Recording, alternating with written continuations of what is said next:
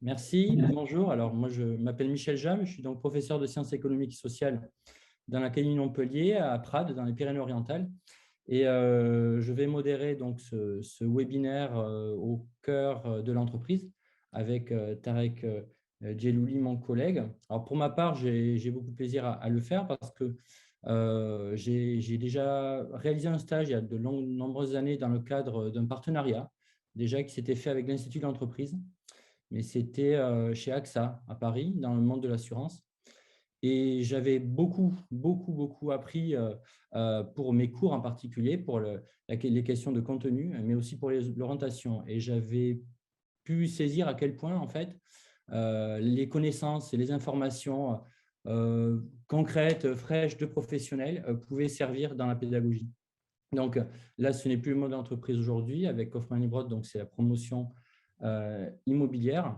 Et pour reprendre ce que disait Béatrice tout à l'heure, c'est tellement central dans la vie et dans l'activité des gens, en fait, qu'on va voir à travers cette promotion immobilière et toutes les mutations, toute une série de mutations, à la fois économiques et sociales, qui sont au cœur des questions d'orientation des collègues, mais aussi des contenus. Si on fait le lien avec les programmes de SES, on y retrouve des questions d'économie, par exemple la question du marché, de la régulation. Je vois que le mot de territoire apparaît beaucoup dans les informations de Kaufmann et Broad, mais aussi les questions de lien social, des questions aussi d'environnement. Voilà. Donc, je laisse la parole à mon collègue Tarek Djelouli pour la suite. Merci. Alors, donc effectivement, donc, je suis aussi professeur de sciences économiques et sociales dans l'Académie de Grenoble, à Valence, précisément. C'est effectivement l'intérêt de ces rencontres, il est double. Ben, d'abord, il est d'abord personnel, du fait de ma formation en urbanisme. Je trouve que c'est très intéressant de faire le pont entre à la fois l'espace social et l'espace physique, et comment l'espace physique peut influencer les relations humaines, les relations sociales. Et puis, effectivement, avoir de la matière pour nos élèves sur plusieurs notions. D'ailleurs, ça dépasse le cadre des sciences économiques et sociales et du lycée, hein. Ça peut concerner effectivement, tout à l'heure, d'autres formations en IUT ou en DTS. Euh, Heu, L'enjeu, là, ça va, donc dans cette intervention, on va justement dans un premier temps, mais Sophie Le Thiers le reprécisera certainement, discuter du marché, dans lequel évolue l'entreprise, le cadre institutionnel, les acteurs, et puis, certainement, il y aura des statistiques qui seront rappelées heu, matérialiser un petit peu tout ça. Ensuite, l'entreprise, présentera son rapport à la RSE, sous plusieurs angles, évidemment l'angle écologique, mais aussi plus largement sociétal. Et enfin, il y aura certainement une présentation d'un projet un petit peu type qui nous renverra vers les emplois, les compétences, les métiers et l'évolution de ces métiers, donc forcément les questions de formation. Et évidemment, en tant qu'enseignant, ça va nous intéresser, notamment sur les questions d'orientation. Enfin, donc j'aimerais présenter un petit peu l'organisation dans laquelle on va évoluer. Vous avez en bas de votre écran, normalement, l'option discussion. Donc cette option de discussion, avec mon collègue, on le surveillera particulièrement pour regarder vos remarques au fur et à mesure de l'intervention, les noter. Pourquoi pas, pendant l'intervention, les présenter à nos interlocuteurs pour qu'ils puissent réagir. Et on réservera certainement à la fin de l'intervention un temps réservé aux échanges. Voilà, j'espère qu'on a été clair. S'il y a d'autres questions, bah, écoutez, vous pouvez commencer déjà à utiliser l'option discussion. Et donc je donne la parole à nos intervenants. Merci beaucoup, Tarek. Donc, je suis Sophie Le Thiers et Bertrand et moi sommes absolument ravis de passer ce moment avec vous qui se décomposera donc en deux temps. Une première partie sur une présentation plus générale du marché de la promotion immobilière et des enjeux auxquels les acteurs de la promotion immobilière et donc Kaufmann et Broad doivent faire face. Et dans cette présentation, je serai accompagnée par Bertrand Hérault, qui est effectivement directeur RSE et innovation. Et c'est tous les enjeux aujourd'hui climatiques, environnementaux, sociétaux, économiques ont un poids très important. Et c'est à ces défis-là que nous avons l'ambition de répondre dans la conception de nos différents projets immobiliers.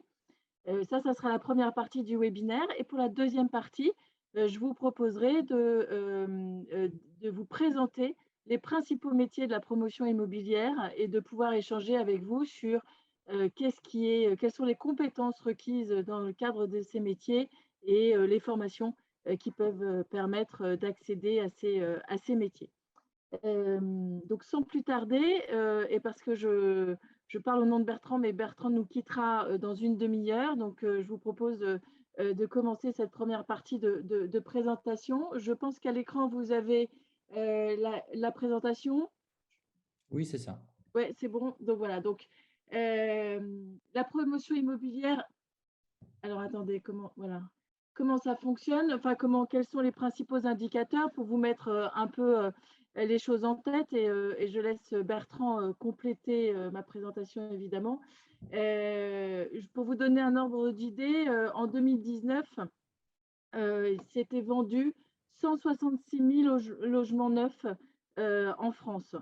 En 2020, on a eu une chute assez drastique de 40 000 ventes en baisse, puisqu'on est arrivé à 128 000 ventes de logements neufs, sachant qu'on parle beaucoup de logements, mais il faut quand même avoir en tête que la production annuelle de logements neufs ne représente que 1% du parc total, ce qui est donc loin d'être la majorité des logements aujourd'hui auxquels l'ensemble des habitants du territoire peuvent prétendre.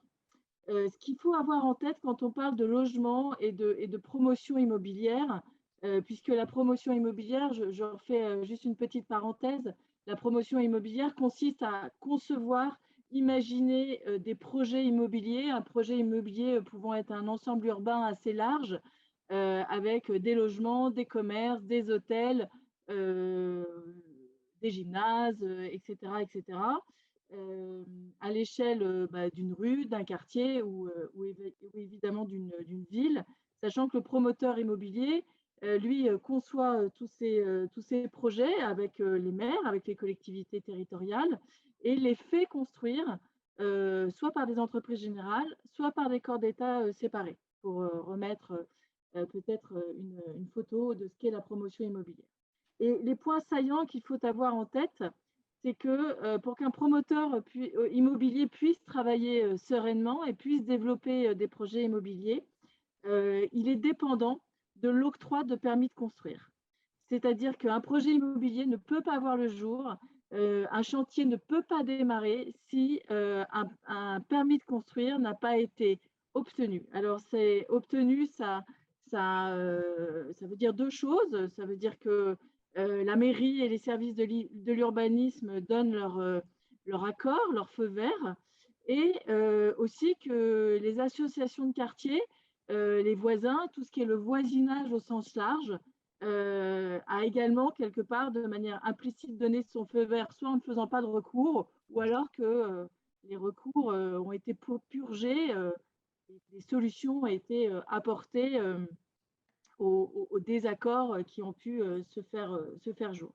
Donc, cette dépendance au permis de construire, elle est très importante et vous voyez la dégradation du nombre de logements vendus entre 2019 et 2020, elle est essentiellement due à la période de Covid et à la période d'élection municipale, puisque il est vrai qu'octroyer un permis de construire est toujours prendre un risque par rapport à son électorat, et il est, on va dire, d'usage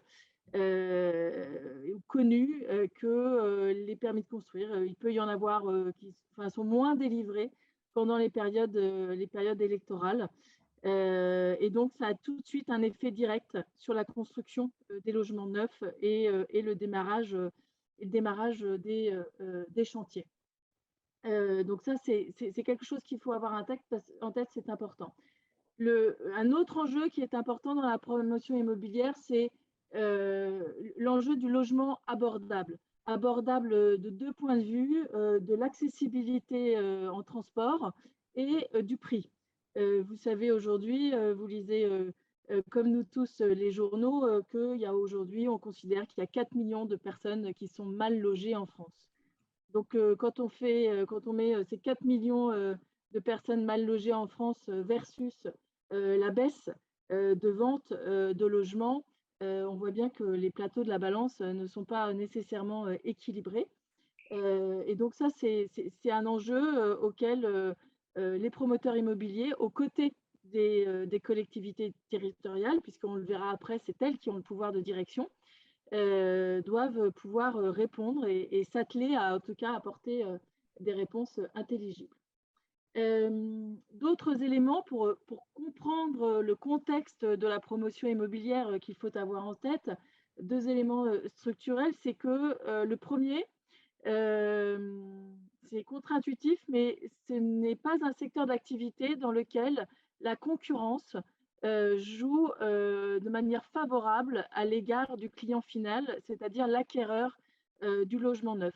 Parce qu'en effet, plus au début de la chaîne, vous avez de promoteurs immobiliers qui veulent acheter un terrain à bâtir ou déjà bâti, et ben, plus il y a d'offres dessus, plus ça fait monter le prix du foncier. Et plus le prix du foncier monte, plus il y aura un impact à la hausse sur le prix de sortie et le prix d'acquisition pour le client final. Et aujourd'hui, ce que l'on constate, c'est que le foncier devient rare et cher. Enfin, le foncier qui a une valeur marchande.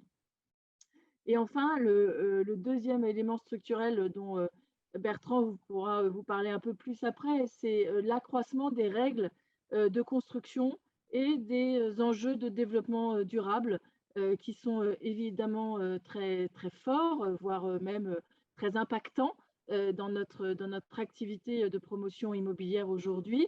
Bertrand partagera avec vous les chiffres qui concernent l'empreinte carbone de l'activité construction qui est assez significative. Et donc, on a aujourd'hui une réglementation qui se veut contraignante pour justement avoir une empreinte carbone positive, sachant que, je le répète, les logements neufs ne représentent aujourd'hui que 1% des logements du parc total. Et enfin, dans les points saillants, l'impact du dispositif d'investissement locatif Pinel. On a, de la part du gouvernement, depuis plusieurs années, une incitation à l'investissement à travers des dispositifs comme Pinel, qui permettent notamment de faire des économies d'impôts. Alors, ce sont des dispositifs fiscaux attractifs. La question est de savoir si ils sont pour autant des dispositifs attractifs d'un point de vue réponse aux enjeux d'avoir un logement abordable. Rien n'est moins sûr. Voilà, ça c'était pour vous dresser rapidement une photographie du marché, à laquelle j'ajouterai, c'est important d'avoir l'écosystème institutionnel en tête.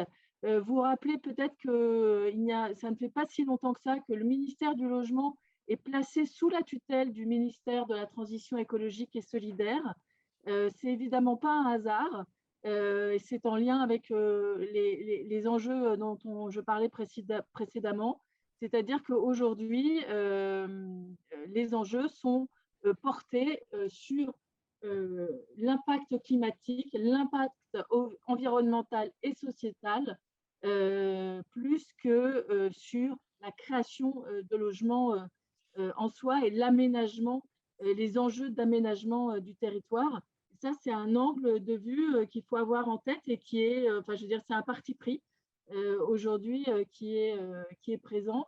Et c'est pour ça que tout aujourd'hui, l'enjeu de ce ministère du Logement, c'est aussi, enfin, on le voit à travers la création d'un référentiel normatif sur la qualité des logements qui est, que j'ai qualifié de épais et complexe pour ne pas écrire lourd, mais on le c'est aujourd'hui la mission première de ce ministère du Logement. Et ça, c'est d'un point de vue, on va dire, État central. Et à côté de ça, sur le terrain, on a les maires qui, eux, ont vraiment le pouvoir de production, puisque le pouvoir de production, c'est le pouvoir de dire oui à un permis de construire. C'est ça qui permet d'avoir une meilleure, enfin plus de démarrage de chantier et plus de logements construits et créés. Et donc, ce pouvoir-là, il est entre les mains des maires. Voilà, donc ça, il faut que ça soit aussi bien clair. Et aujourd'hui, par rapport à cet écosystème institutionnel et le fait que le ministère des Logements soit placé sous la tutelle du ministère de la Transition écologique et solidaire, un des objectifs prônés par le gouvernement, c'est l'objectif de zéro artificialisation des sols voilà, et de lutter contre. À cet égard, il faut avoir en tête que la maison individuelle est l'habitat qui répond le mieux à cet objectif de zéro artificialisation des sols, c'est difficile à dire ce mot, et le moins cher au mètre carré. Mais pour ça, ça veut dire aussi que ces maisons individuelles, elles sont souvent en zone périurbaine. Et en zone périurbaine, on constate souvent un étalement des logements et sans qu'il y ait en face les moyens nécessaires, c'est-à-dire le déploiement d'infrastructures et de réseaux de transport qui permettent justement d'avoir une vraie vie, une vraie ville qui soit construite avec un enjeu, on va dire, de vie sociétale sur ces zones périurbaines qui ne doivent pas être que de l'étalement urbain, mais c'est ce qui veut dire, en résumé, pour être clair, qu'il faut à la fois construire de logements, mais quand on construit de logements et qu'on accorde des permis de construire sur des zones périurbaines, il faut aussi se donner les moyens en face de développer des infrastructures et des réseaux de transport. Donc, de penser non pas simplement logement, mais penser aménagement du territoire pour répondre à l'ensemble des besoins de la collectivité. Voilà. Je vais un peu vite sur ces sujets-là, mais c'est pour vous retracer le décor. Et après, je pourrai et nous pourrons avec Bertrand répondre à l'ensemble de vos questions. Kaufmann & Broad, les principaux indicateurs, c'est un chiffre d'affaires de 1,6 milliard, un résultat net de 76 millions, des 8 000 réservations, c'est-à-dire 8 000 ventes, et je ne l'ai pas mis sur le slide, mais j'aurais pu l'ajouter, près de 800 collaborateurs qui œuvrent chaque jour à la construction de projets immobiliers qui sont répartis sur l'ensemble du territoire.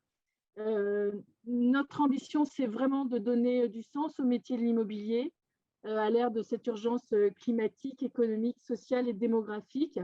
Et pour ça, on le fait sous la bannière de Kaufmann & Broad, mais également d'autres offres que nous proposons avec l'aménagement des territoires, et également Calilog, qui est une nouvelle marque du groupe Kaufmann, qui permet aussi de répondre à tous les enjeux qui sont poursuivis et adressés par les bailleurs sociaux. Voilà. Je vous propose, parce que je vois le temps passer avant que Bertrand ne doive nous quitter, de passer sur les enjeux de la RSE qui sont vraiment clés, comme vous l'avez compris, dans notre métier en général de promoteur immobilier. Merci Sophie. Effectivement, à travers l'introduction de notre métier que tu as adressé, on peut constater d'une part que le métier de promoteur, c'est de réaliser des espaces de vie pour tous. En tout cas, c'est l'action conduite par Kaufmann & Broad, des espaces de vie durables, des logements, des bureaux, des commerces, des services.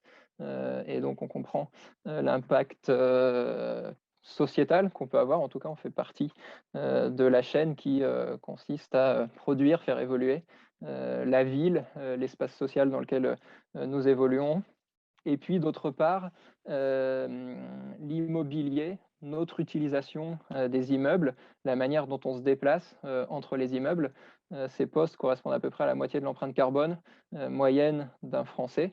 Donc, on peut aussi identifier que, à travers cette action sociétale, on a aussi un impact potentiel ou un levier d'action pour des enjeux de transition écologique. Ça me permet d'aborder 5 piliers de la manière dont on conduit nos activités économiques en pensant un impact sociétal et environnemental positif. Le premier, c'est de jouer notre rôle d'acteur de la transition écologique pour l'immobilier, notre domaine, et pour les territoires, puisqu'on contribue à fabriquer une partie de votre environnement. Les enjeux consistent à produire des bâtiments bas carbone. Le poids carbone d'un bâtiment, ça va être pour moitié le moment où on le construit. Et puis également l'énergie qui va être nécessaire à le faire fonctionner lorsqu'on l'utilise pour le chauffage, pour l'eau chaude sanitaire. C'est à peu près pour l'immobilier neuf, 50% construction, 50% usage énergétique. Et clairement, on a un gros levier de performance dans la sobriété carbone pour les usages énergétiques des bâtiments que nous produisons. Un logement neuf émet à peu près 2 fois moins, voire 4 fois moins de CO2 qu'un immeuble du parc existant. Et puis, l'immobilier neuf est aussi l'immobilier qui répond au plus proche aux besoins liés à l'évolution de notre société, l'évolution démographique, la baisse de la taille des ménages. Et donc, ce 1% du parc qui fait évoluer le parc moyen chaque année, c'est le seul pourcentage qui peut permettre de traiter les besoins d'évolution du parc immobilier global. La baisse du poids carbone, c'est aussi la mise en œuvre de matériaux biosourcés, de plus en plus des matériaux de réemploi, c'est quelque chose qu'on promeut dans notre action. Utiliser des bâtiments qui ont déjà eu une vie sur un premier bâtiment, qu'on peut réutiliser dans des fonctions identiques ou adaptées, en garantissant les qualités identiques au neuf. C'est aussi préserver et limiter le dérèglement climatique. Et au-delà, concevoir des bâtiments qui seront résilients au dérèglement climatique déjà acté. Et puis enfin, c'est participer à la lutte contre l'étalement urbain, au développement d'opérations sur lesquelles on limite l'imperméabilisation des sols, voire on désimperméabilise. On a une majorité de nos projets qui se développent sur des sites qui ont déjà été urbanisés, construits. On a créé une société qui s'appelle Aménagement et Territoire et qui est dédiée à la réhabilitation, reconversion de friches sur lesquelles on a un impact positif en matière de désimperméabilisation des sols. Donc, vous voyez qu'il y a un grand axe de notre action autour de la performance et la transition écologique. Un deuxième thème qui consiste à agir pour nous, pour nos parties prenantes, les collectivités, les habitants, les clients, de manière transparente et responsable à travers les choix de configuration qu'on fait dans l'élaboration de nos projets, les choix de matériaux, la traçabilité de notre production, la qualité du parcours client pour des usagers de nos immeubles qui vont les utiliser pendant un demi-siècle, un siècle, 2 siècles. On est dans le temps long. Et souvent des acquéreurs qui font avec nous des projets importants dans leur vie qui les engagent aussi pour 15 ans, 20 ans, 25 ans. Et donc cette attente nous engage.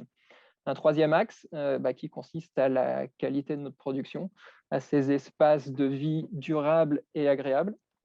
On décline plusieurs thèmes, la santé et le bien-être des occupants, la place de la nature dans nos projets, aussi bien pour des enjeux de biodiversité que de résilience au dérèglement climatique, que de confort estival, de qualité hygrométrique, d'ambiance, de lien homme-nature.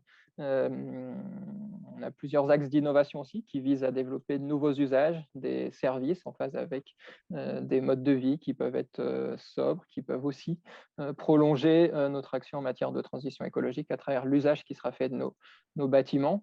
Ça passe aussi par l'anticipation des besoins en matière de mobilité autour de notre production, le principal poste carbone des Français. Nous travaillons à proposer des alternatives, des compléments à l'utilisation de la voiture individuelle.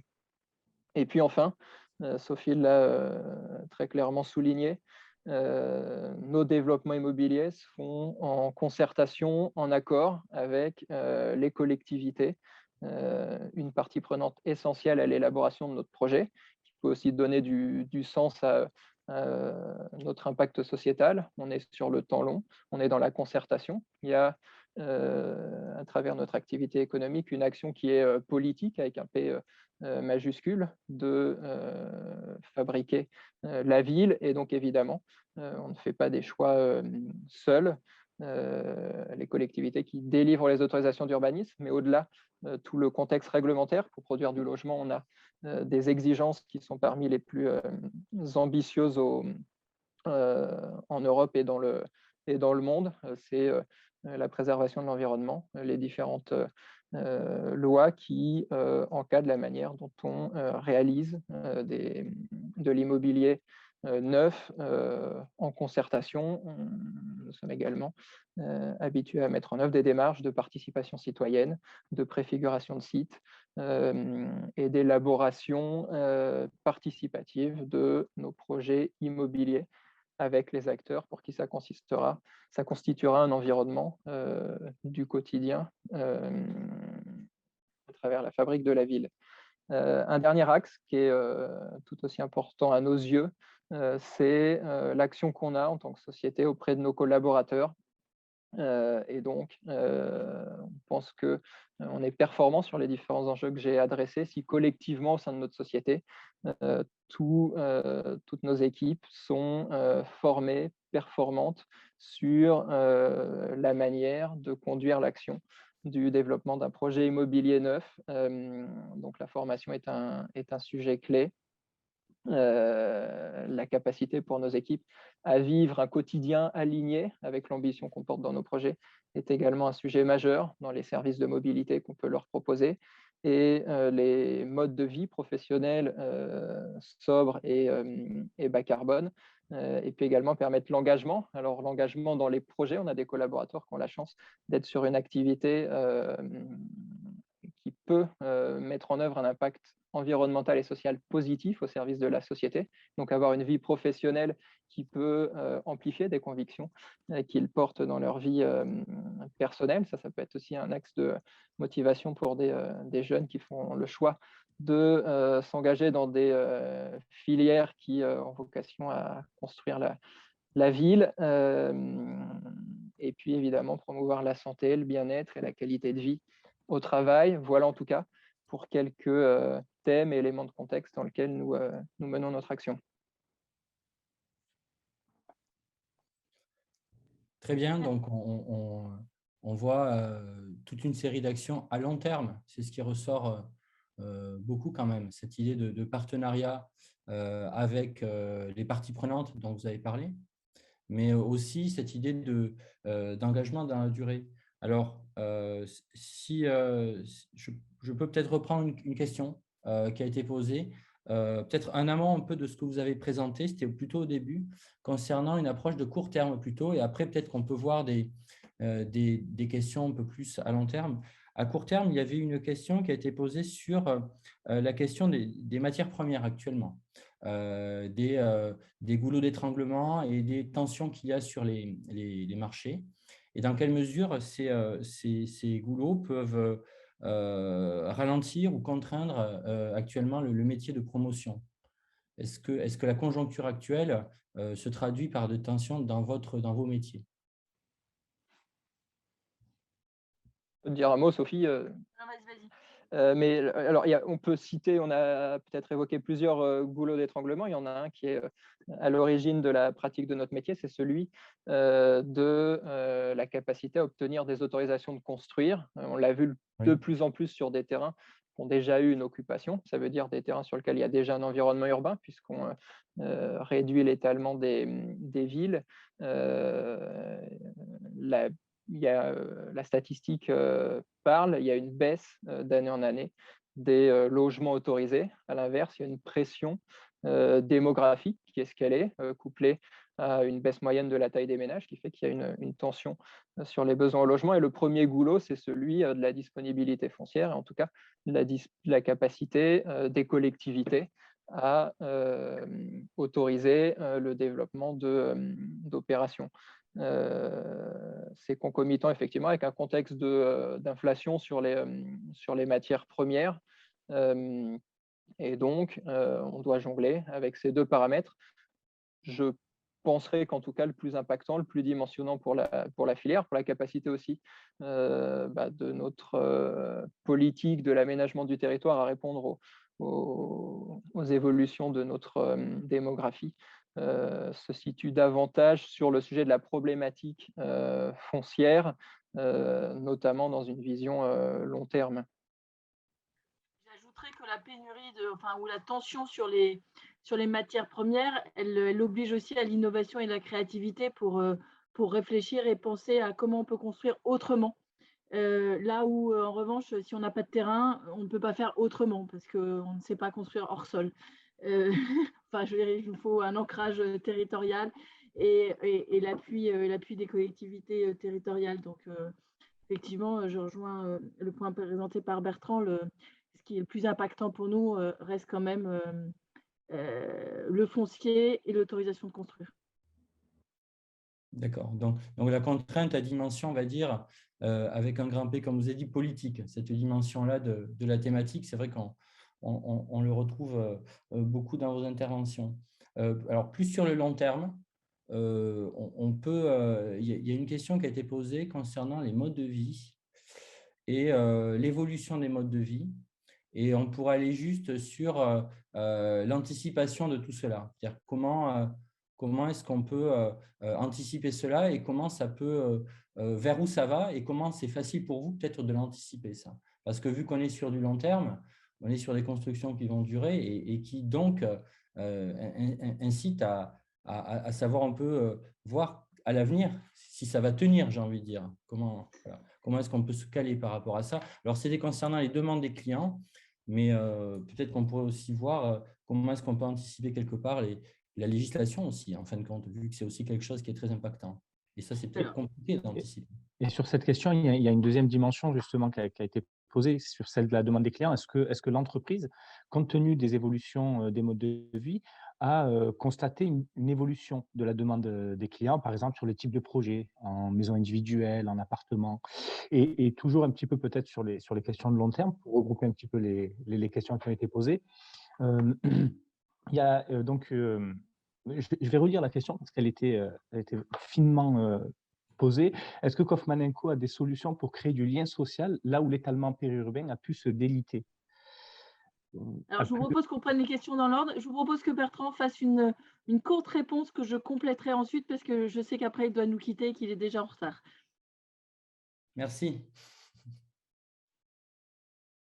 Effectivement, alors il y a le projet d'élaboration immobilier, il est collectif avec les parties prenantes, l'État, les collectivités en charge de l'aménagement du développement du territoire. Il ne s'agit pas d'avoir une boule de cristal. Ce qu'on peut dire, c'est qu'on fait des produits qui ne correspondent qu'à des besoins. D'ailleurs, dans l'élaboration d'un immeuble neuf, on ne lance pas quelque chose sur le marché en se demandant si ça plaira ou ça ne plaira pas, et puis si ça ne plaît pas, on le détruirait. Non, on fait des besoins qui correspondent à des attentes exprimées par des clients qui souvent personnalisent, adaptent un objet à leur mode de vie. Ensuite, sur une logique de long terme, on se rend compte que la notion de l'économie circulaire, de la circularité de la matière, gagne la manière dont on élabore les immeubles. Donc, on peut avoir des matériaux qui connaissent plusieurs vies dans différents immeubles. C'est une manière de constater que la ville peut se régénérer. Une majorité de nos projets se développent sur des sites qui ont déjà été bâtis, urbanisés. Souvent, dans des cas, on a des bâtiments très anciens qui sont devenus très énergivores, pour lesquels la réhabilitation n'est pas l'évolution la plus optimale. Et donc, imaginez qu'il y ait une petite partie extrêmement minoritaire, on a parlé d'un petit pourcent du parc qui soit amené à évoluer, à être reconstruit, à être mis au standard de performance environnementale, de qualité de vie du neuf, est aussi une manière de faire vivre notre patrimoine. Dans le temps, clairement, on a constaté des évolutions des attentes de nos clients. Si on prend le cas du logement, notre société a plus de 50 ans. On doit d'ailleurs être un des rares acteurs avec une telle longévité. Ça nous permet d'avoir un retour d'expérience sur ce que nous avons réalisé. Il y a 50 ans, les demandes des habitants étaient essentiellement sur des produits maison, et aujourd'hui, la majorité des logements que nous réalisons sont évidemment des logements connectifs situés à proximité des transports, des commerces, des services. Donc ça, c'est une tendance qu'on a pu observer et à laquelle on a répondu en temps réel en proposant les logements qui correspondaient à cette demande. Merci Bertrand, puis on va te laisser rejoindre. Merci beaucoup, je suis à disposition s'il y a des questions dans le chat pour y répondre juste après. Merci de ta présence. Et donc peut-être pour compléter ce que disait Bertrand, c'est qu'effectivement, il faut bien avoir en tête que chaque promoteur immobilier construit d'abord quelque chose qui répond à une demande et à un besoin. Ça, c'est la première chose. Ensuite, ce qu'on peut, sans avoir de boule de cristal, évidemment, tout l'enjeu d'un promoteur immobilier, c'est quand même de comprendre les évolutions et qu'est-ce qui se passe pour justement proposer en tant que partenaire aux collectivités territoriales des projets qui vont correspondre aux besoins de leur population, des habitants de leur ville. Et donc, pour ça, il y a toujours des analyses qui sont faites en amont. Aujourd'hui, les grands enjeux, c'est évidemment le Covid. Enfin, on ne lit pas un seul journal qui ne parle pas tous les jours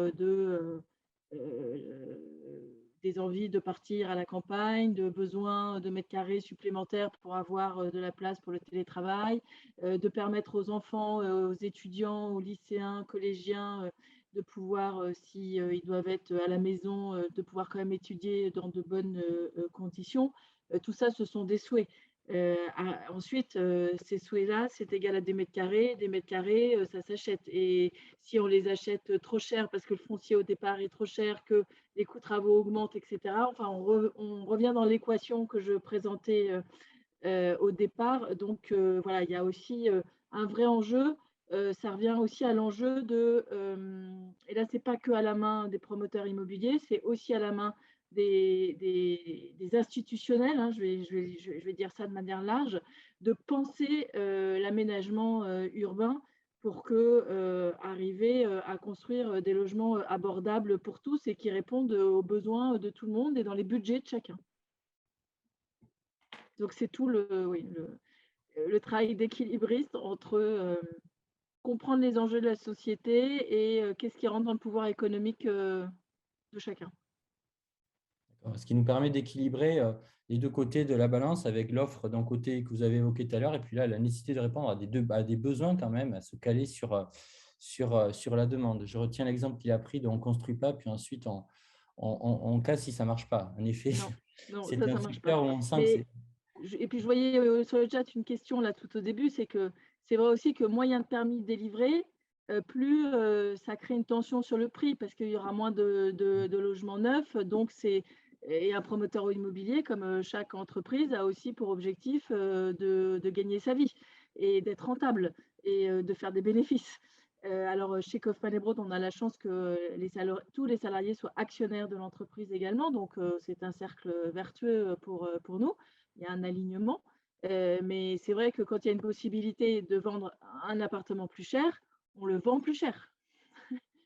Et moins il y a de logements à la vente, plus il y a de tension sur les permis de construire, plus les prix de sortie augmentent. Bien sûr. Ce sont les lois du marché, même si elles sont quand même bien pondérées. Il y avait une question par rapport à ça, mais peut-être qu'on y reviendra plus à la fin sur d'autres questions. Elles sont pondérées quand même sur des paramètres institutionnels qui pondèrent largement quand même le fonctionnement classique du marché. Vous avez évoqué ça avec la question de la loi Pinel, par exemple, tout à l'heure. La loi Pinel, et puis il y a aussi tout le logement social. L'obligation dans tout projet ensuite, c'est les collectivités qui déterminent en fonction de là où elles sont par rapport à leurs obligations, mais de construire des logements sociaux, des logements à prix maîtrisé pour que justement essayer de servir l'ensemble des différentes catégories d'acquéreurs.